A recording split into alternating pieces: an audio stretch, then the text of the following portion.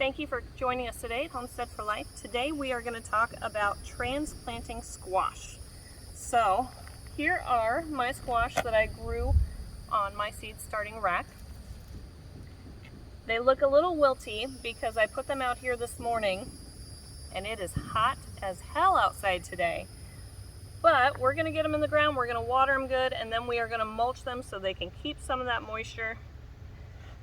And hopefully they will make it. Now these squash that we're planting today are blue Hubbard squash. This is a bait plant.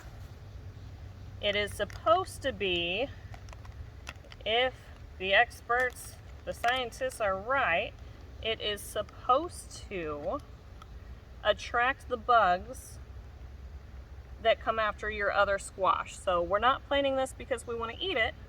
We're planting it to save the rest of our squash plants. So one thing to remember when transplanting squash is to be as gentle as possible. The stems break really easily, and my little shovel here is a little bit too big for my carrier, my trays here, but we got it out without breaking the stem, so we should be good. Squash are very sensitive to being transplanted. They're not big fans of it. I've got about a 90% success rate with it myself, but you have to be very, very careful. And these, in this tray, these seeds I only planted about 2.5 weeks ago, and they are already this big. This big. They grew so much, so fast. And if you look at the bottom of the seed tray, you see all these roots. So pulling them up through those little holes, getting those roots up without ripping so many off that they don't survive, very, very careful. You gotta be very, very careful.